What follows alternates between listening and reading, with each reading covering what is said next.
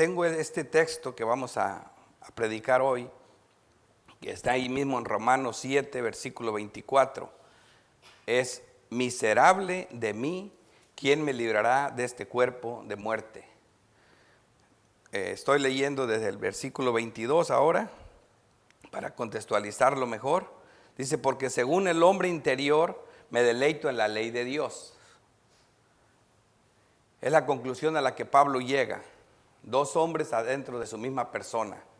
Porque según el hombre interior me deleito en la ley de Dios, pero veo otra ley en mis miembros que se rebela contra la ley de mi mente y que me lleva cautivo a la ley del pecado que está en mis miembros. Ahí está el otro. Y luego exclama: miserable de mí, ¿quién me librará de este cuerpo de muerte? He titulado a este tema: el grito de victoria del verdadero creyente. ¿Por qué digo esto? Porque este texto, hermanos, es precisamente para creyentes. Es la conclusión del conflicto interno que tenía el apóstol Pablo, un santo hombre de Dios que está en el cielo, y esto nos lleva a nosotros a ver este texto tan importante. Así que él mismo llega a exclamar esto: miserable de mí, ¿quién me librará de este cuerpo de muerte? Y esto nos ha perdido muchos. Este texto lo oigo a cada rato en los hermanos en la Reforma, hermanos en Cristo. Unos se cobijan en la idea de que vamos a pecar siempre. No se puede de otra manera. El apóstol Pablo pecaba y se llamaba el peor de los pecadores. Así que el creyente peca y vamos a seguir pecando todo el tiempo. Eso. Pero lo bueno que estamos en Cristo Jesús y que como quiera vamos a ir al cielo. Y los veo tan tranquilos y tan conformes en esa verdad. Pero luego veo otros llenos de terror, de miedo, que tiemblan, que buscan incesablemente hacer obras, buscar ayudar, buscar hacer algo, que luchan con la carne, que dicen que tienen que golpear la carne y luchar. Y hay muchas formas de pensarlo en esto, y eso es lo que nos lleva a ver este tema tan interesante. Con la ayuda de Dios, esperemos contestar estas preguntas y verlo de esta manera. Por eso, el bosquejo está diseñado de una forma bien sencilla, solo 3 puntos y bien claros. El primero está basado en el versículo 22. Dice: porque según el hombre interior me deleito en la ley de Dios. Así que el hombre, vamos a ver el hombre interior que no peca, porque ese no peca. El hombre interior no peca. La Biblia tiene pasajes y nos aclara, y esa es una verdad bíblica, que el hombre interior no peca. Luego tenemos otro pasaje aquí en el 23 que dice que el hombre exterior que sí peca, porque el creyente peca. Ahora, la Biblia, cuando la leemos, encontramos pasajes que el creyente no peca, y luego otros pasajes que si decimos que no pecamos, le hacemos a Dios mentiroso. Y eso es lo que a nosotros nos pone, ¿qué está pasando? Ahora, eso es lo complicado, y eso es lo que se va a tratar de resolver ahora. ¿Y cómo lo vamos a hacer? En el tercer encabezado es: ¿cómo reconciliar ambas verdades? ¿Cómo reconciliar ambas verdades? Porque acuérdense que la suma de su palabra es verdad. Un texto que me va a ayudar mucho, que ojalá que Dios quiera les quede como grabado en la mente, un texto que es tan interesante para esto, para resolver esto, y que ojalá nunca se les olvide, es el texto de apoyo que voy a usar para esto. Es cuenta que con este ya estoy respondiendo, pero aún así hay que ir por todo el tema. Es Romanos 8:13. La palabra de Dios dice ahí: porque si vives conforme a la carne, moriréis. Mas si por el Espíritu hacéis morir las obras de la carne, viviréis. Y esta parece que sería la respuesta a este conflicto. Pero lo vamos a desarrollar, ¿por qué? Porque hay demasiadas formas de perderse en esto, y ahorita lo van a ver. Lo primero que vamos a ver es el hombre interior que no peca. Y solamente vamos a ver esos textos que están ahí y que son palabra de Dios y que es verdad y que nunca les podemos sacar vuelta cuando los veamos. Primera de Juan 3:9 dice que todo aquel que es nacido de Dios no practica el pecado, porque la simiente de Dios permanece en él y no puede pecar porque es nacido de Dios. Fíjese qué texto. Te da la razón. No nada más te dice que no peca, es que no puede pecar. ¿Por qué? Porque es nacido de Dios y la simiente de Dios está en él. Y ustedes saben lo que eso significa. Si el Espíritu Santo está dentro, ¿cuándo van a hacer que el Espíritu Santo peque? Nunca, nunca va a pecar. Ese es el que nunca peca. Y está en el creyente verdadero. Todo creyente verdadero es sellado con el Espíritu Santo. Y en ese sentido esa verdad no la puedes cambiar nunca. No importa lo que sea, Él siempre está ahí. Y no peca. Y te dice clarito, no puede pecar porque es nacido de Dios. Primera de Juan 5:18. Aquí dice, sabemos que todo aquel que ha nacido de Dios no practica el pecado. Y aquí siempre este texto lo usan mucho. La Biblia dice, no practica el pecado. Con esto se agarran aquí. No quiere decir que no pecamos, todos pecamos. No, eso es otro tema. Aquí, si el primer texto se acuerdan, ahí no peca. El hombre interior no peca. No, nomás no practica el pecado, simplemente no peca. Porque Dios no peca. Y el Espíritu Santo, que es Dios, no puede pecar. Y aquí luego se agarran siempre de esto que yo oigo cada rato eso. Es que dice bien clarito que no practica. No quiere decir que no peca. No, esa es otra cosa. El hombre también peca, sabemos. Así que dice, sabemos que todo aquel que ha nacido de Dios no practica el pecado, pues aquel que fue engendrado por Dios le guarda. Y el maligno no lo toca. Sabemos que somos de Dios, aquí está el contraste, y el mundo entero está bajo el maligno. Somos de Dios y el mundo entero está bajo el maligno. Solo hay dos clases de personas. En 2 de Corintios 5:21 dice que al que no conoció pecado, a Cristo Jesús, cual nunca pecó, por nosotros lo hizo pecado. ¿Cuál fue esa razón? Para que nosotros fuésemos hecho justicia de Dios en él. Imagínate, ¿cómo es posible que un hombre se atreva a decir que vamos a pecar? Si Cristo no pecó y esa justicia santa del que nunca pecó, la tiene el creyente verdadero que nació de nuevo. Así que un creyente verdadero no peca. Esa es una verdad, no la cambien, esa es real. Romanos 6:14, porque el pecado no se enseñoreará de vosotros. Es imposible, dice, pues no estamos bajo la ley, sino bajo la gracia. La ley se había enseñoreado del pecado, pero ahora en la gracia no. Dice, y libertados del pecado, venisteis a ser siervos o esclavos de la justicia. De la justicia, y la justicia es precisamente la ley de Dios que no peca. En Juan 5:24 dice, de cierto os digo, que el que oye mi palabra y cree al que me envió, tiene vida eterna y no vendrá a condenación, mas ha pasado de muerte a vida. Eso está más claro. Y no se trata, voy a sacar un texto de por allá. No. Yo siempre que trato de decir una verdad bíblica, tiene que ser mínimo 2 o 3 textos. Porque por medio de 2 o 3 testigos, toda verdad constará. No se puede sacar un versículo solo y pretender una doctrina. Ahora, para hablar de una doctrina, no tiene que ser ni 1 ni 2, tienen que ser muchos textos. Como en este caso. Está claro que el creyente no peca. La Biblia lo dice. Colosenses 1:13, el cual nos ha librado de la potestad de las tinieblas. Aquí están 1000 razones que le estoy dando. Porque nos libró de la potestad de las tinieblas y trasladado al reino de su amado Hijo, en quien tenemos redención por su sangre y el perdón de los pecados. Y por último, Romanos 5:1, justificados, eso saben qué significa, ¿verdad? Justificados, limpiados, justificados pues por la fe, que tampoco era nuestra, tenemos paz para con Dios. 2 cosas increíbles, fe y paz de Dios, por medio de nuestro Señor Jesucristo. Este es el hombre interior que no peca y que todo creyente verdadero tiene en su corazón. Estas verdades no las negocien con nadie, están en las Escrituras. Esta es la primera realidad. Ahora vamos a ver el hombre exterior que sí peca.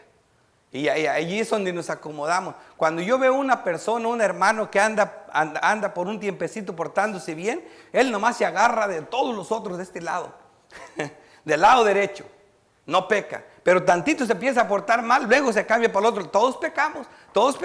O sea, así es, ahí andamos, por donde nos conviene nos ponemos, pero no. Vamos a reconciliar estas verdades y eso es lo que vamos a ver ahorita. Primera de Juan 1:8. Si decimos que no tenemos pecado, nos engañamos a nosotros mismos, incluyéndose Juan, incluyéndose el santo apóstol. Y la verdad no está en nosotros. Pero no nomás se dice eso. Si decimos que no hemos pecado, le hacemos a Él, a Dios, mentiroso. Y su palabra no está en nosotros. Con este texto yo no tenía que sacar otro más. Pecamos. Aparte no necesitamos el texto, todos sabemos que pecamos. Yo creo que aunque no leyera ni un texto diría, no, eso está seguro. Romanos 7:15. Porque lo que hago no lo entiendo, pues no hago lo que quiero. Aquí está el hombre que peca, sino lo que aborrezco, eso hago. Esta es la carne. Aquí lo vemos clarito, dice, y si lo que quiero, esto hago, aprueba que la ley es buena. De manera que ya no soy yo quien hace aquello, sino el pecado que mora en mí. Ese pecado, esa carne. Y yo sé que en mí, esto es en mi carne, no mora el bien, porque el querer el bien está en mí, pero no el hacerlo. Porque no hago el bien que quiero, sino el mal que no quiero, eso hago. Y si hago lo que no quiero, ya no lo hago yo, sino el pecado que mora en mí. Así que queriendo yo hacer el bien, hallo esta ley, que el mal está en mí. O sea, es una conclusión, el mal está en mí. Está claro, el mal está en mí. O sea que el creyente peca, y este es Pablo. Aquí tenemos a Juan y aquí tenemos a Pablo reconociendo que pecan. Y tenemos a Dios diciéndolo también. Y tenemos otro más claro. Cristo nos dice a nosotros lo que es pecado. Cristo nos refleja su gloria al mostrarnos lo que realmente es pecado, y eso lo vemos en el Sermón del Monte. El Sermón del Monte está reflejando, y están bien familiarizados porque el pastor Javier ha estado mucho tiempo en él, y nos está diciendo no lo que se dice que es pecado, no, lo que es pecado. Aquí Javier nos ha estado enseñando el espíritu de la ley, no lo que se dice de la ley, el espíritu de la ley. ¿Y cuál es el espíritu de la ley? Nomás aquí por ver unas cosas. Bienaventurados los que tienen hambre y sed de justicia, porque ellos serán saciados. Ustedes saben lo que nos explicó acerca de eso. Que hambre y sed de justicia es desear hacer el bien todo el tiempo, estar locos por obedecer a Dios, es amar su ley, deleitarse en su palabra. ¿A poco así son los hombres? ¿Quién es así? Eso es amar a Dios con todo el corazón, la mente y las fuerzas. El 7 dice, bienaventurados los misericordiosos, porque ellos alcanzarán misericordia. Eso es lo que nos hace falta mucho a nosotros. Misericordia solo tiene Cristo. Nosotros nos hace falta mucho. Cuando tantito avanzamos nosotros, vemos otro que cae y nos lo vamos encima a criticarlo. En versículo 8 dice, bienaventurados los de limpio corazón. Solo me estoy saltando, voy a unos que para que vean, los quiero poner en una situación que vean que no tienen para dónde hacerse. Bienaventurados los de limpio corazón, porque ellos verán a Dios. La Biblia dice que engañoso y perverso es el corazón del hombre más que todas las cosas. ¿Cuándo pasas esa prueba de tener un corazón limpio? Jamás. Si tu corazón y el mío son fábricas de ídolos. Así que, ¿quién es ese de limpio corazón? ¿Quién es ese que tiene hambre y sed de justicia? Es nuestro Salvador. Ese es el único que ha cumplido la ley. Y aquí lo vemos, dice, no penséis, por Cristo mismo hablando, no penséis que he venido para abrogar la ley. Es imposible. Esa es mi existencia, ese soy yo. ¿Cómo voy a abrogar la ley? Es negarme a mí mismo. La ley es la esencia de Dios, es Dios. No he venido para abrogar la ley, dice, o a los profetas, no he venido para abrogarlos, sino para cumplirlos, para darles cumplimiento. Porque de cierto os digo que hasta que pasen el cielo y la tierra, ni una gota, ni una tilde pasará de la ley, hasta que todo se haya cumplido. Porque la justicia que Dios pide es una justicia perfecta, sin ninguna falla. Y solamente Cristo la pudo hacer, solamente Él la cumplió. Y aquí viene lo que la gente tenía por pecado. Oíste que fue dicho a los antiguos, no matarás, y cualquiera que matara será culpable de juicio. Eso es lo que se decía. Pero eso no era aquí Cristo te está diciendo el espíritu de la ley. Pero yo os digo que cualquiera que se enoje contra su hermano será culpable de juicio, y cualquiera que diga necio a su hermano será culpable ante el concilio, y cualquiera que diga fauto quedará expuesto al infierno de fuego. Ahí con eso acaba con nosotros. Solo Cristo. Les voy a dar tan duro que van a gritar queriendo a Cristo, porque no hay por dónde le den, así que ni lo intenten siquiera, tratarse de justificar por sus propias obras. El 27, oíste que fue dicho, no cometerás adulterio. No, yo no lo he cometido, no, yo a la mujer no la dejo ni loco. No te preocupes porque eso es lo que se dice. Pero la realidad, la ley dice esto. Pero yo os digo que cualquiera que mira a una mujer para codiciarla, ya adulteró con ella en su corazón. Y el mundo está lleno de adúlteros. 43. Oíste que fue dicho, amarás a tu prójimo y aborrecerás a tu enemigo. Esta es la mitad completa de la ley. Aquí nos quedamos fuera todos. Pero fíjate lo que Cristo dice. Amad a vuestros enemigos. Bendecid a los que os maldicen. Haced bien a los que os aborrecen. Y orad por los que os ultrajan y os persiguen.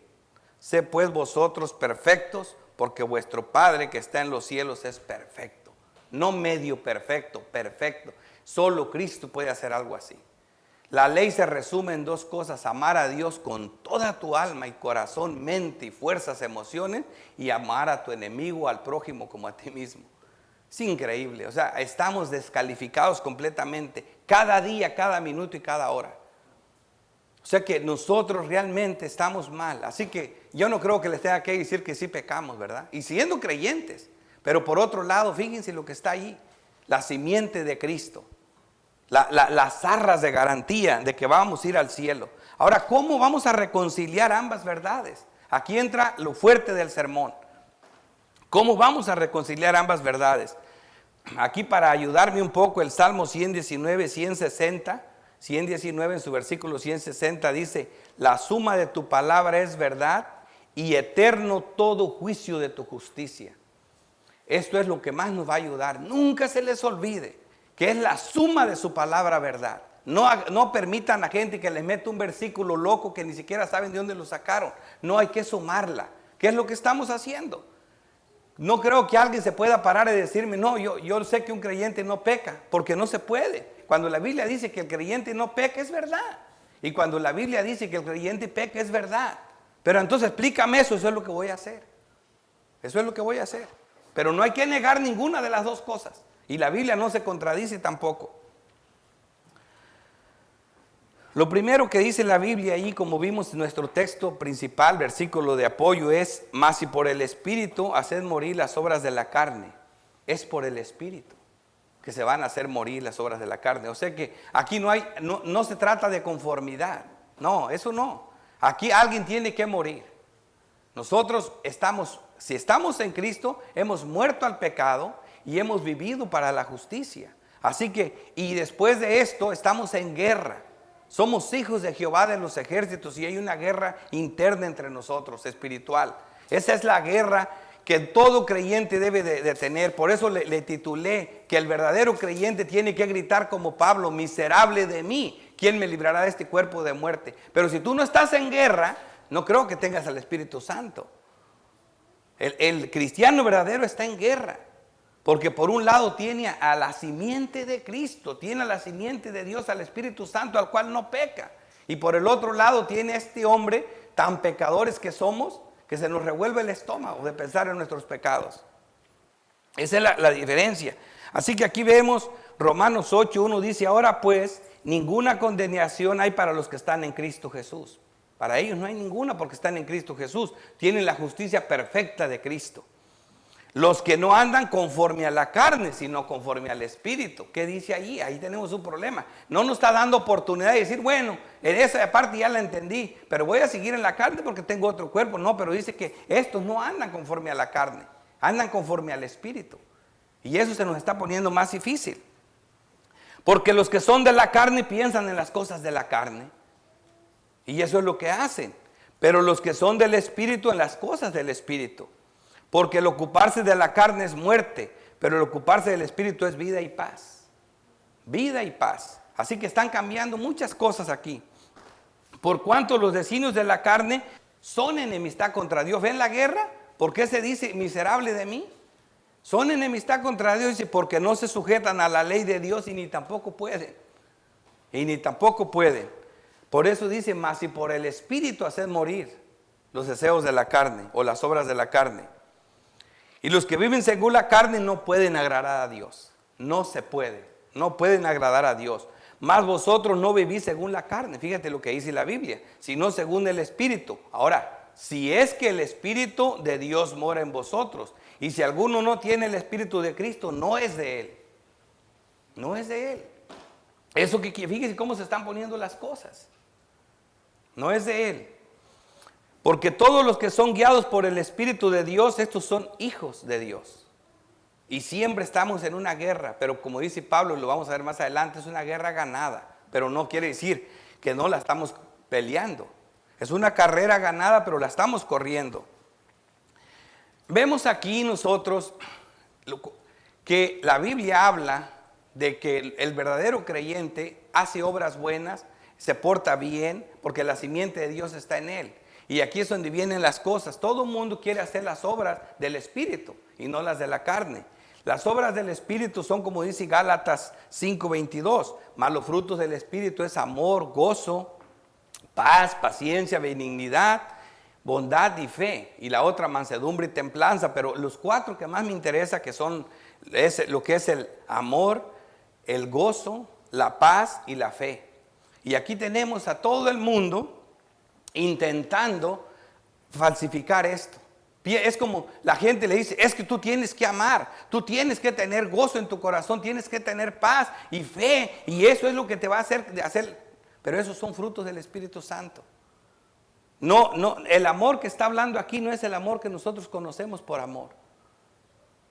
Primera de Corintios 13 nos describe ese amor. En el versículo 4 comienza y describe cuál es ese amor. Es un amor diferente. Es un amor que dice el amor es sufrido. El amor no tiene envidia. Es algo muy diferente a lo que nosotros conocemos. No es jactancioso, no se envanece. Ese es el amor muy diferente. Luego dice el amor no hace nada indebido. Imagínate, ahí sabemos que ese amor es de Dios. Porque ¿quién de nosotros ama con un amor que no hace nada indebido? Nadie. Todos cometemos errores. Y el amor de Dios no hace nada indebido y no busca lo suyo propio, nunca. No se irrita, no guarda rencor. Gozo. Y dice uno, bueno, hay que gozarse en el Señor. La gente, ¿qué entiende por gozo? Gozo es ir de vacaciones, gozo es estar bien con la familia, tener dinero, eso entendemos por gozo. Pero también ahí mismo, en primera de Corintios 13, ahí nos dice lo que es el gozo. Dice, mas no se goza de la injusticia y se goza de la verdad. Es un gozo en la verdad. ¿Y qué es la verdad? La verdad es la palabra de Dios, es la esencia de Dios. Se goza en Dios. Es un gozo en Dios. Ese es un fruto del Espíritu, no el gozo que tú quieres buscar, que no lo vas a encontrar en otras cosas, porque este es un gozo en Dios. La paz. Y luego se va, que no haya guerras, ¿no? Cristo dice, yo en ese caso, si eso es lo que tú entiendes por paz, yo no vine a traer paz, yo vine a traer espada. Yo vine a poner en conflicto a la madre con el hijo, al hijo con su hermano, a la esposa con su esposo. Eso es lo que yo vine a traer, dice Cristo. Si tú crees que eso es paz, porque eso no es paz. ¿Qué es paz? ¿De qué paz está hablando? Acuérdate lo que pasó. El hombre estaba enemistado con Dios y Cristo mediante su muerte nos reconcilia con Dios, nos vuelve al estado original donde hay una paz. Justificados pues por la fe, solamente así tienes paz para con Dios. Esa es la paz que está hablando aquí. La paz que te justifica por la fe en la obra de Cristo. Y luego tenemos aquí la fe. Y también cuando hablamos de la fe, dicen, bueno, ya la fe entendemos, hay que pues tener fe. Pero lo primero que tenemos que saber de la fe, que ella es la que recibe esta gracia. Ella es la que recibe esta salvación. Pero no la producemos nosotros. La fe salvadora es un regalo de Dios, para que nadie se gloríe. La Biblia nos la dice. Y la fe verdadera es la que está anclada en Cristo. Está anclada en la obra de Cristo. La fe verdadera, la fe que vence al mundo, la vence. ¿Por qué? Porque tiene fe en la justicia de Dios. Se apropia de la justicia de Cristo y entrega el pecado a Cristo. Cristo muere, nosotros morimos con Cristo y resucitamos en nueva vida. Y esa es la fe verdadera, la fe que salva. Así que como ven, estos frutos no se pueden falsificar. ¿Sabes por qué no se pueden falsificar? Mira lo que dice Santiago 17. No erréis, dice. En el 16 dice, no erréis, y el 17 dice, toda buena dádiva, estas son buenas dádivas. Y todo don perfecto desciende de lo alto, del Padre de las luces, en el cual no hay mudanza ni sombra de variación. Así que nunca vas a tener esto por ti mismo. Esto viene de Dios. Y vamos a seguir humillándonos. Esto también nos lleva, dice, a no caer en el ascetismo religioso, el misticismo. En la Reforma se usan mucho estos términos teológicos. Ahorita los vamos a ver. Pero hay un pasaje de una de las cartas más hermosas, como a mí me encanta Gálatas y esta carta, pero demasiado, Colosenses. Así que aquí en Colosenses precisamente el apóstol Pablo encuentra personas en estas, involucradas en estas doctrinas místicas y en este ascetismo religioso. Así que vamos a ver aquí, primero voy a leer el pasaje y luego les explico qué son esas dos cosas y qué es lo que estaba pasando en la iglesia. Colosenses 2:8 dice: mirad que nadie nos engañe por medio de filosofías y huecas sutilezas. Acuérdense, sutileza es algo que se resbala y que te gusta.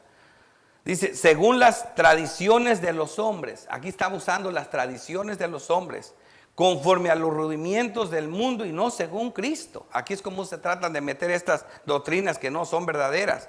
Dice, porque en Dios, en el 9, porque en Dios habita corporalmente toda la plenitud de la deidad en Cristo.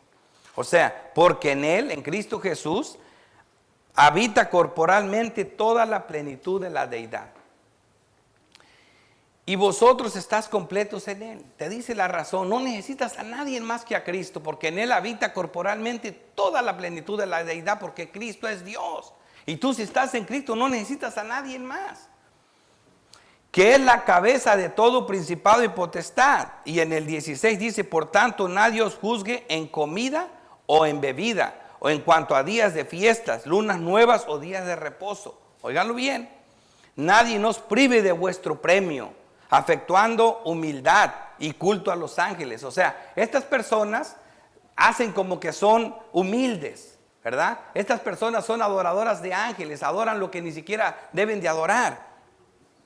Entrometiéndose en lo que no han visto, vanamente hinchados por su propia mente carnal, dice, pues si habéis muerto con Cristo en cuanto a los rudimientos del mundo, ¿por qué como si vivieses en el mundo os sometéis a preceptos tales como no manejes, no gustes, ni aun toques? Eso es lo que le encanta al hombre. En conformidad de mandamientos y doctrinas de hombres, cosas que con el tiempo se destruyen y con el uso. Tales cosas tienen a la verdad cierta reputación, porque eso es lo que tienen. Siempre se hacen de buena reputación estos maestros falsos, se creen muy puros, muy santos. Dice, y por eso dice aquí, tales cosas tienen a la verdad cierta reputación de sabiduría en culto voluntario, en humildad y en duro trato del cuerpo. Aquí está la otra parte. Pero no tienen valor alguno contra los apetitos de la carne. Es imposible, no van a poder de esa manera. Aquí en Colosenses 3:1 dice, si pues habéis resucitado con Cristo, busca las cosas de arriba donde está Cristo, sentado a la diestra de Dios. Poned la mira en las cosas de arriba y no en las de la tierra, porque habéis muerto y vuestra vida está escondida en Cristo. O sea que en esta situación, esto es lo que dice la palabra de Dios ahí mismo en Colosenses 3. Pablo les dice dónde tienen que concentrarse y no estar con estas cosas del mundo. Y así, de este texto, Pablo ataca a lo que es el ascetismo. Es privarnos de ciertos placeres, llevar una vida rigurosa, llena de privaciones para alcanzar ganancias espirituales. Como dicen ellos, los gringos dicen no gain, no pain, pero ellos dicen no dolor, no hay ganancia. no pain, no gain, ok.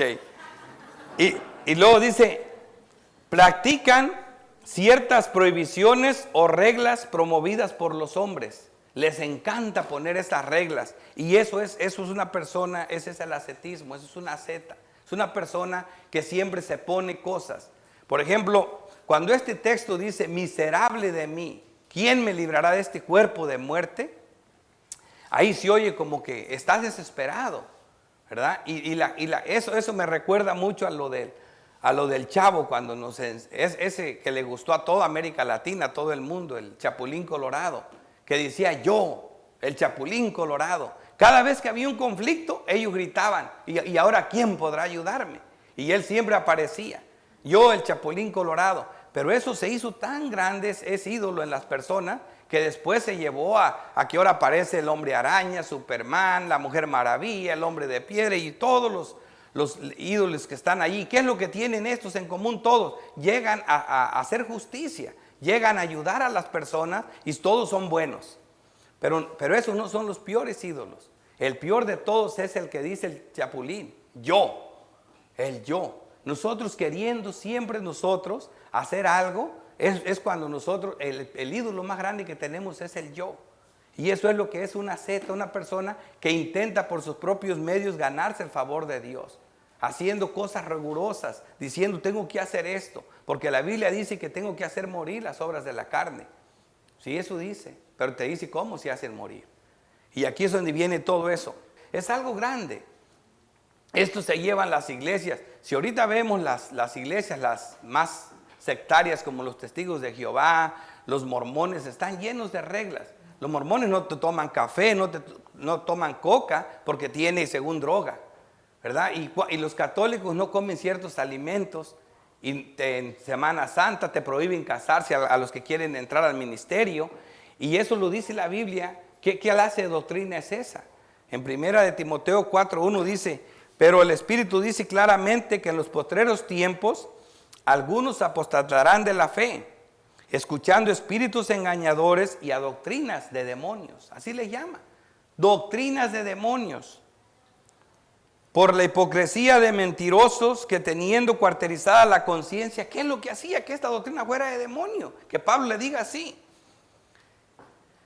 Prohibirán casarse y mandarán a abstenerse de alimentos que Dios crió para que con acción de gracias participen de ellos, los creyentes y los que han conocido la verdad. Pablo está en contra de todas estas cosas, de estas prácticas humanas, que si esto, que si comes esto, que esto es pecado, que si esto es pecado. No se trata de esto, no se trata de eso, no está en nosotros. Y por otro lado tenemos al misticismo. Es la búsqueda de una experiencia religiosa más profunda a través de una comunicación directa con Dios por medio de una supuesta iluminación sin importar lo intelectual. Estas personas se conectan con Dios de alguna manera, dicen que no se necesita tanto estudio, sino ayunar mucho y que van a ver a Dios. Y de eso se están llenando las iglesias del carismatismo, donde ellos hablan con Dios, tienen visiones, después de que tienen una semana sin comer, miran lo que sea. Y ellos dicen que hablan con Dios. Y por eso es que siempre están con eso. Y es esa iluminación. No, que para qué estudio, que eso es negocio.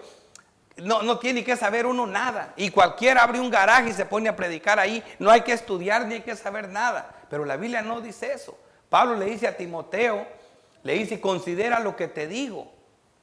Y que Dios te dé entendimiento. Y eso considera significa ponle mente a las cosas. Y aquí mismo en Colosenses comienza diciendo, Pablo le da una bendición hablando que precisamente Dios les dé inteligencia y entendimiento para las cosas espirituales. La Biblia habla mucho de entender. Cristo dice que porque no entiendes sus palabras y no quieres escucharlas, por eso te haces hijo del diablo. Eso eres hijo del diablo. Así que esto es importante. El texto favorito de este tipo de misticismo es Juan 1:4. Dice, en él estaba la vida y la vida era la luz de los hombres. Dicen que los hombres tienen luz, que solamente hay que encontrarla. Y la encuentran por medio de ayunos y todas esas cosas. Y este tipo de personas religiosas son personas que no soportan decir que están igual que nosotros. No, ellos tienen que tener unas experiencias místicas, tienen que tener ciertas revelaciones. Ellos son diferentes. Ellos conectan con los ángeles o con alguien más, con Dios directamente. Los pecados de la carne también se pueden dividir en pecados abiertos contra la fe, contra la ley moral de Dios, y pecados legalistas de una aparente religiosidad basados en obras. Esto mucho nos ayuda lo que es la parábola del hijo pródigo, porque aquí vemos precisamente las dos tipos de personas que estamos viendo aquí. Las vemos aquí, esa parábola es muy interesante en eso. Dios nos ve con amor y esperanza como Dios miraba aquí a estos dos hijos que tenía. Dice, este es el mensaje que cambia vidas, que transforma pecadores y nos quebra cuando vemos los ojos de nuestro Padre llenos de amor y de esperanza, como lo vemos aquí con el hijo pródigo. Este agarra y le pide a su padre en Lucas 15. Él, ya saben la historia, tenía 2 hijos. No es mi tema, pero voy a entrar un poquito en ello. Tenía 2 hijos y ya ve lo que dice, le pide la herencia. Y ya después que se va y se la gasta, o sea, le pide a Dios los bienes, le pide a Dios la bendición. Quieren de Dios solamente eso, pero no quieren a Dios al pie. No quieren a Dios, consideran que Dios les estorba. Quieren todo, quieren el mundo, pero Dios estorba en sus vidas. Así lo ve el hombre cuando está en pecado. Pero se va y gasta todo el dinero y se queda sin nada. Esto es un pecado abierto. Es un pecado en rebeldía, es un pecado que le llaman pecado de izquierda, porque es un pecado declarado. ¿Cómo se gasta el dinero? Con prostitutas, en borracheras, en amigos, en parrandas. Pecado abierto, es lo que hace este hombre. Pero fíjate lo que hace Dios. El padre siempre tuvo la esperanza que el hijo iba a regresar. Dice, y volviendo en sí cuando estaba enfrente de los cerdos, cuando quería comerse la comida de los cerdos, por fin Dios le abre los ojos y lo hace volver en sí. Y entonces pudo ver esa gloria. Cuando una persona vuelve en sí es como si el cielo se le abriera, hermanos. Y puede ver esos rayos de gloria de Dios. Dice, y volvió en sí, dijo, ¿cuántos jornaleros en casa de mi padre tienen abundancia de pan? Y yo aquí perezco de hambre. Me levantaré, iré a mi padre y le diré, Padre, he pecado contra el cielo y contra ti. Ya no soy digno de ser llamado tu hijo, hazme como uno de tus jornaleros. Esto es reconocer su pecado. Eso es ser pobre en espíritu, es nacer de nuevo. Esto es la esperanza que siempre tuvo el padre en el hijo, en un amor incondicional. Cuando eso sucede, ya saben, hay una celebración. Pero el padre dijo a sus siervos cuando lo ve venir, sacad el mejor vestido y vestile y poner un anillo en su mano y calzados sus pies y traed el becerro gordo y matadlo y comamos y hagamos fiesta. Aquí también tenemos al becerro gordo que representa el cordero del sacrificio, porque sin eso no podía haber fiesta. Es precisamente esta parábola, ustedes ya la saben, muchos la ponen como que el hijo pródigo representa al gentil, el hijo que se queda en la casa representa al israelita, al judío religioso, y al final de cuentas los dos están mal, los dos cometen pecados. ¿Por qué? Porque aquí vemos lo que hace el otro hijo. Entonces el otro hijo cuando oye todo eso pregunta que qué pasaba y estaba muy molesto. Dices, entonces se enojó y no quería entrar. Salió por tanto su padre y le rogaba que entrase, pero no quería entrar a la fiesta. Estaba enojado con su papá y estaba enojado con su hermano y no quería entrar a la fiesta. Y esta fiesta significa la salvación, significa el banquete, significa entrar al reino de los cielos. El otro ya había entrado porque reconoció su miseria, porque Dios tuvo misericordia de él. Mas él respondiendo dijo al padre, he aquí tantos años te sirvo, no habiendo desobedecido jamás, y nunca me has dado ni un cabrito para gozarme con mis amigos. Pero cuando vino tu hijo que ha consumido tus bienes con rameras, has hecho matar para él el becerro gordo. Aquí vemos que estaba enojado con su padre, estaba cuestionando a su padre. Eso es lo que hace el legalismo, eso es lo que hacen los pecados de derecha. O sea, por eso le digo, dice, nunca te he desobedecido, aquí me tienes torturándome, que no me aparto, que hago todo lo que me dices. Pero, ¿dónde estaba lo que hacía? Si el pecado principal, la ley se cumple en 2 cosas. Amar a Dios y amar al prójimo. Y estaba haciendo las 2 cosas contrarias. Ni amaba a su padre, no quería entrar a la fiesta, ni amaba a su hermano. Estaba lleno de odio por su hermano, por su prójimo. Así que, ¿dónde está? Para que vean ustedes que eso de la religiosidad no funciona tampoco. Él entonces le dijo, hijo, tú siempre estás conmigo y todas mis cosas son tuyas, mas era necesario hacer fiesta y regocijarnos, porque tu hermano era muerto y ha revivido, se había perdido y es hallado. Aquí vemos cómo la persona tiene que pasar de muerte a vida, cómo una persona tiene que volver a nacer de nuevo. Aquí nace de nuevo primero el gentil y todavía estaba lleno de amargura y de coraje. Esto nos habla de los 2 tipos de pecados. No solamente de 2 tipos de personas, hermanos, en la carne en la carne, los pecados de la carne, están en nosotros estos dos. Los pecados de derecha y los pecados de izquierda. Cualquiera de esos dos pueden ser. Cuando nosotros hablamos que hagamos morir los pecados de la carne y cuando nosotros le hacemos la guerra a la carne, la gente tiene que tener cuidado, que no siempre son pecados abiertos, pecados de rebeldía, pecados de borrachera. No siempre son así, hermano. A veces son los otros los pecados y a veces están más cerca, los otros pecados están más cerca de hacerlos matar que el religioso. Y es lo que la Biblia lo dice. Las dos cosas van. Y esto no es todo. La ley es diseño de Dios para frenar el pecado del hombre. Estamos bajo la ley moral de Dios. Esa nunca se ha sustituido. Esa sigue. Estamos bajo esa ley moral de Dios. La definición de la ley es el amor a Dios y amor al prójimo, como lo dije ahorita. La metodología de la ley dice, si haces estas cosas, serás bendito, vivirás por ellas. Eso es lo que decía la ley.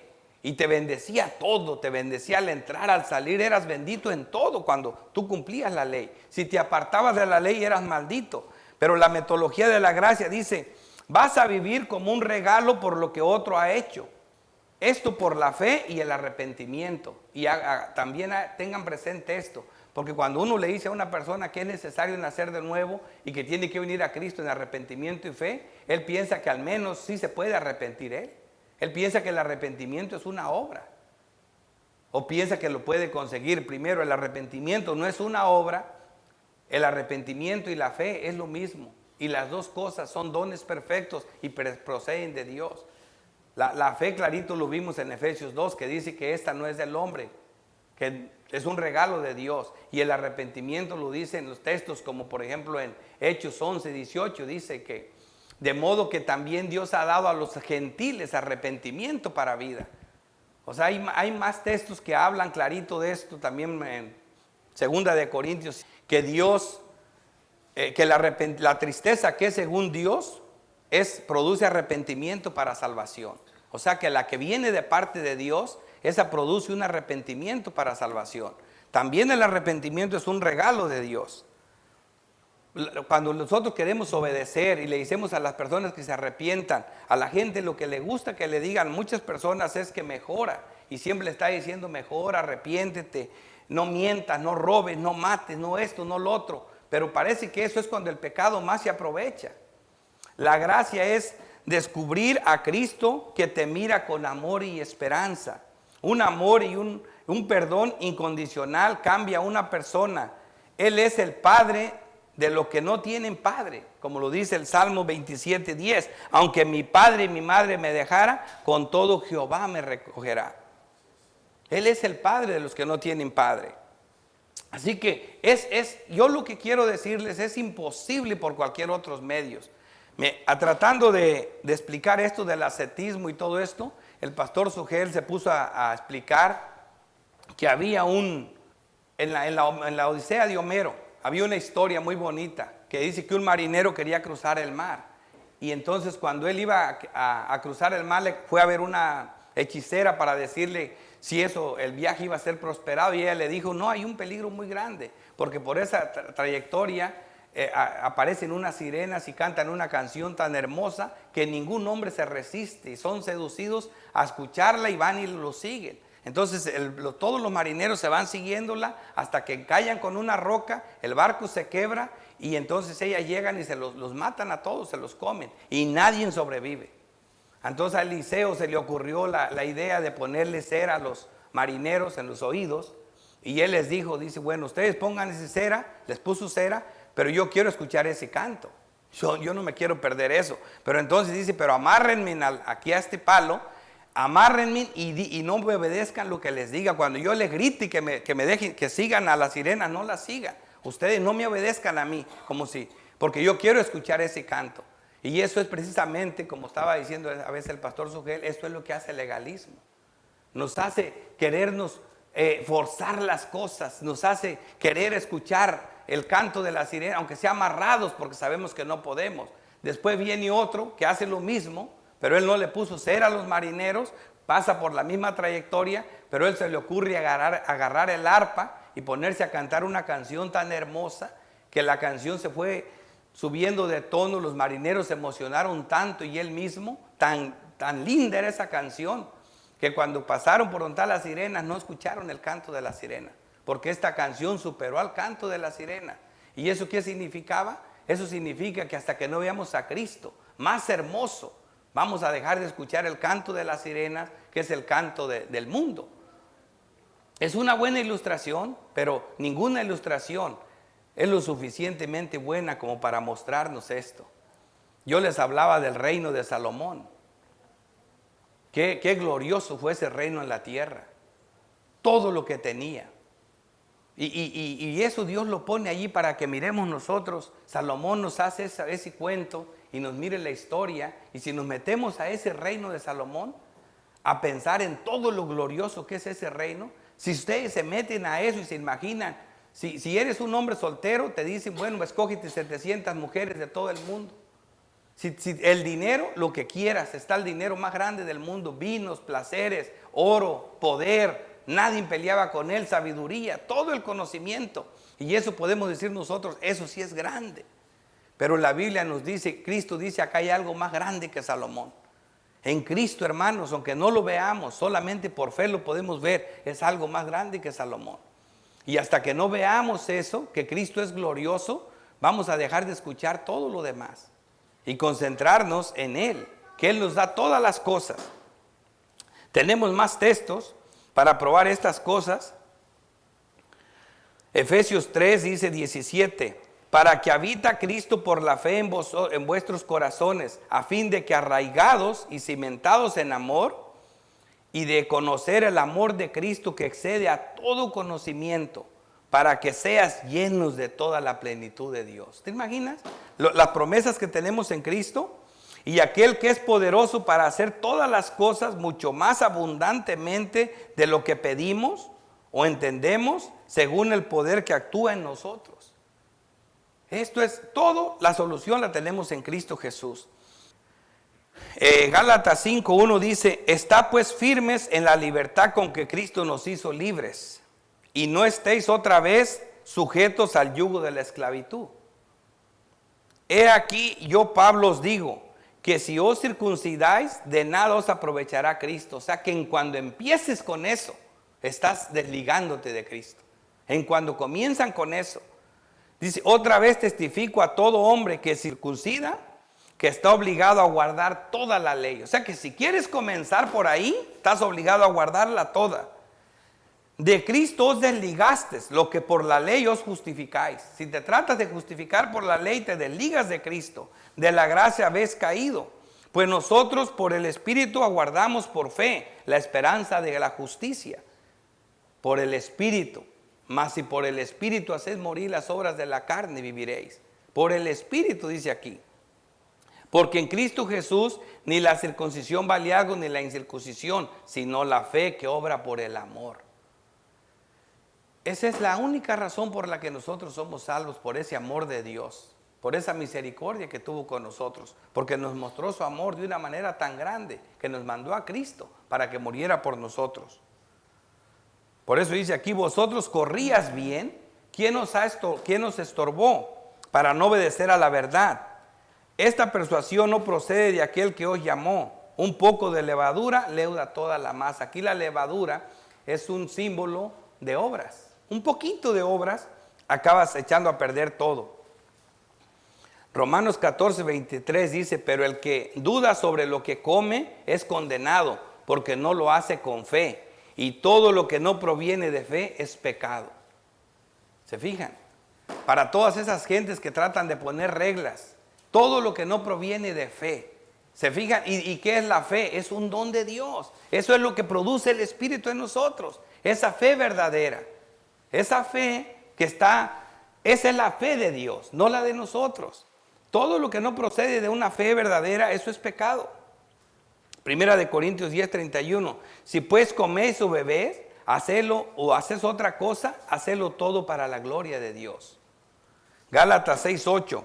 Porque el que siembra para su carne, de la carne segará corrupción, mas el que siembra para el Espíritu, del Espíritu segará vida eterna. Es el Espíritu Santo. Pero lejos esté de mí gloriarme, sino aquí otra vez, en la cruz de nuestro Señor Jesucristo, por quien el mundo me es crucificado a mí y yo al mundo. Todo lo puedo en Cristo que me fortalece. Para todo vemos a Cristo. Hay veces que la gente puede decir, oye, pues qué confianza, hermanos, no podemos hacerle frente al mundo nosotros por nuestros propios medios, pero todo lo tenemos en Él. Gálatas 2:20, con Cristo estoy juntamente crucificado, y ya no vivo yo, mas vive Cristo en mí. Y lo que ahora vivo en la carne, lo vivo en la fe del Hijo de Dios, otra vez en la fe del Hijo de Dios, el cual me amó y se entregó a sí mismo por mí. ¿Ven la diferencia? ¿Ven cómo se concilian estas dos verdades? Hay que tener fe en Jesucristo. Él es el que nos da todas las cosas. Tanto cuerpo como espíritu son de Cristo, porque muchas veces decimos, bueno, el hombre interior de adentro está bien, ese no peca, pero el cuerpo peca.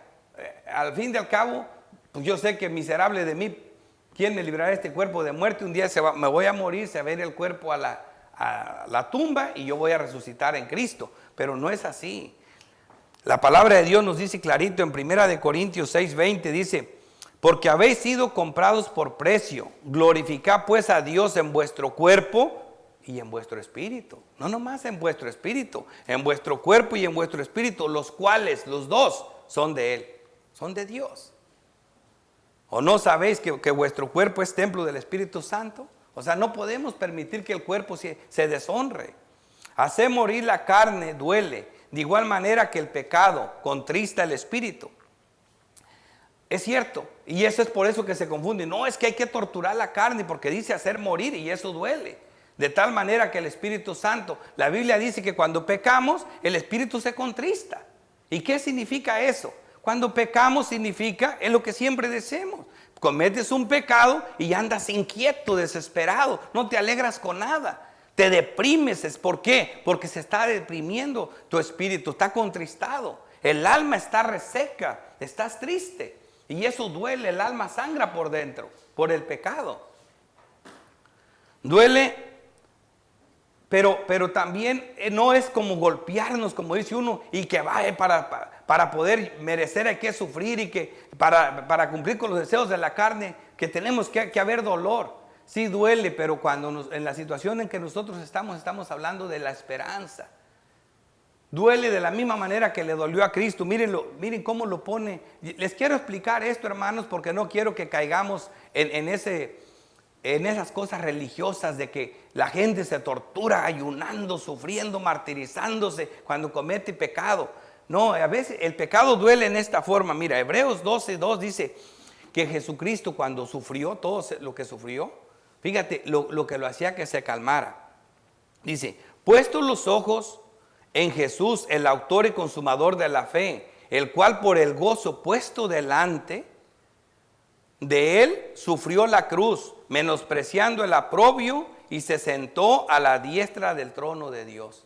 Puso el gozo delante. ¿Y qué es el gozo? Ya lo vimos. El gozo en Dios significa, no se goza de la injusticia, más se goza de la verdad. Se goza en Dios, en su palabra, en hacer su voluntad. Él eso dijo, a eso vine, a hacer la voluntad de mi Padre. Cristo vino a hacer la voluntad de Dios y se gozaba en hacer la voluntad de Dios. Y eso cambió las cosas. Por ejemplo, hay dolor, por ejemplo, cuando una madre desea tener un hijo. Sabe que cuando se embarace va a sufrir los 9 meses y después va a sufrir para dar a luz su hijo, pero sin embargo, el gozo por delante de un día tener la criatura en sus manos, eso es lo que la motiva. El gozo por delante de que eso lo va a tener ahí y eso va a cambiar la vida. Así nosotros, no se sufre cuando tenemos el gozo por delante, cuando sabemos lo que nos espera, cuando sabemos lo que está allá adelante. Porque obviamente cuando la carne va muriendo duele. Así como las vacas que dejaron los becerros atrás, les vamos a bramar. Duele, pero siempre hay que pensar con el gozo por delante. Lo que tenemos con Dios es mucho mejor. Santiago 1:2 dice, hermanos míos, tened por sumo gozo cuando os halléis en diversas pruebas. ¿Por qué dice que nos gocemos? Porque si estamos en pruebas estamos siendo corregidos, estamos con Dios y estamos haciendo morir los deseos de la carne. Y eso es un motivo de gozarnos, porque no somos bastardos entonces. Los atletas corren para recibir una corona corruptible, pero nosotros una incorruptible. Eso es lo que Pablo decía en 1 Corintios 9:26. Así que yo de esta manera corro, no como a la aventura. De esta manera peleo, no como quien golpea al aire, sino que golpeo mi cuerpo y lo pongo en servidumbre, no sea que habiendo sido yo heraldo para otros, yo mismo venga a ser eliminado. Traigo este texto porque es lo que usan más toda esa gente que dice que hay que golpear la carne, que Pablo lo hizo. Pero Pablo decía, él corría. ¿Tú te imaginas que a mí me hicieran correr una carrera, pero que me dijeran, no te preocupes, tú vas a ganar, tú nomás córrela? Por más que vaya cansado, voy a ir gozoso, porque sé que la voy a ganar. Me va a doler, sí, pero voy a ganarla. Vos seguro, el gozo por delante. Y en ese sentido es que podemos hacerle frente a todo esto. Así que rápido voy a dar una aplicación breve para la iglesia. Al igual que la luna no puede dar su luz sin el sol, nosotros no brillamos con luz propia. Aquí hay un texto de Juan 1:6 que dice, hubo un hombre enviado de Dios, Juan el Bautista, el cual se llamaba Juan. Este vino por testimonio, para que diese testimonio de la luz, a fin de que todos creyésemos por él. Esto es lo que me interesa. No era él la luz, sino para que diese testimonio de la luz. Juan el Bautista, Cristo dice que de los que han parido las mujeres, ese hombre es el más santo que ha pisado la tierra. El más santo. Vivió como a los 6 meses el niño se gozó, brincó de gozo cuando Cristo venía en un feto, en María. El niño estuvo siempre como nazareno, no probó una gota de alcohol. Nunca tuvo relaciones con ninguna mujer. Eso no quiere decir que eso es pecado, pero eso quiere decir que no estaba expuesto a las tentaciones sexuales, porque fue virgen toda la vida y fue puro en todo, no comió ni carne, comía pura miel de abeja y chapulines. Así que dice Cristo que no había nadie más santo que él. Él era el más santo de los paridos de mujer, y este no era la luz. Él no era la luz. Él vino a dar testimonio de la luz.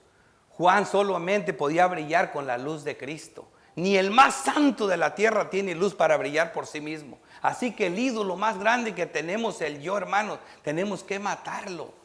Tenemos que depender de Cristo, porque no tenemos luz propia. Es como si la luna se llenara de orgullo diciendo que ella tiene la luz propia. Necesita la luz del sol. Nosotros reflejamos la luz de Cristo. Las obras del creyente son obras del Espíritu Santo.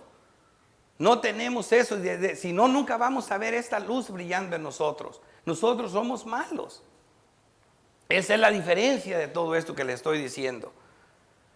Como iglesia tenemos que tener bien claro esto. Nosotros estamos en una situación todavía mejor que la de Adán. Hace rato Javier les estaba hablando de eso. Estamos mejor. Mucha gente dice, ay, mejor, pero ¿qué tal si Adán no hubiera pecado? Híjole, qué bien estaríamos nosotros en un paraíso con Eva, el jardín. No, nosotros estamos mejor que Adán. Estamos mejor que Adán. Y les voy a decir por qué. Porque Adán podía caer. Adán estaba bajo de un pacto de obras. Pero nosotros no. Mira lo que dice Oseas 6, versículo 7. Mas ellos, Israel, cual Adán, igualito que Adán, traspasaron el pacto y allí prevalecieron contra mí. Así que Adán podía caer, nosotros no.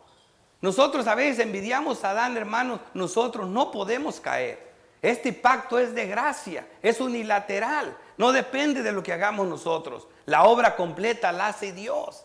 Y si nosotros hacemos morir las obras de la carne, simplemente vamos a vivir una vida más gozosa, más feliz. Vamos a disfrutar más a Dios. Eso es como para nosotros, como dice Gálatas 5:22, más el fruto del Espíritu es amor, gozo, paz, paciencia, ya saben todo eso, pero es un fruto del Espíritu. Pero los que son de Cristo han crucificado la carne con sus pasiones y deseos. Y ya brevemente para los que están sin Cristo, miren el cambio que ustedes hacen, Romanos 1:23. Y cambiaron la gloria del Dios incorruptible en semejanza de imágenes de hombre corruptible, por lo cual también Dios los entregó a la inmundicia en la concupiscencia de sus corazones, de modo que deshonraron entre sí sus propios cuerpos, ya que cambiaron la verdad de Dios por la mentira, honrando y dando culto a las criaturas antes que al Creador. Eso es lo que hace esta gente. En vez de hacer esto con Dios, se dedican a amar a las criaturas y cambian la gloria de Dios por la gloria de las criaturas. Así que, hermanos, pidan, busquen y llamen, y tenemos oportunidad que Dios abra y dé el Espíritu Santo al que se lo pida. Porque es terrible cambiar esta gloria de Dios por las criaturas. Por eso Dios los entrega a las pasiones y a todo tipo de depravaciones. Voy a tener que terminar con esto. Es un tema complicado, hermanos, pero ojalá hayamos entendido que la parte más importante, yo esta vez me pasé un poco, pero la parte esta era importante que entendiéramos. Ojalá que no me crean en lo que yo dije, todas las tonterías que yo dije de mi parte, deséchenlas, pero créanle a los textos de las Escrituras. Son textos que están claros, que son obras de Dios. No es por fuerza, no es por nada que tú quieras hacer, es por el Espíritu de Dios. Es por el Espíritu de Dios que vamos a hacer todo esto. Es en el Espíritu. Más si por el Espíritu haced morir las obras de la carne viviréis. En unidad con Dios, porque separados de Él nada podemos hacer. Y ese es como vamos a empezar a ver en nuestras vidas los frutos gloriosos del Espíritu Santo, para tener una vida plena y gozosa.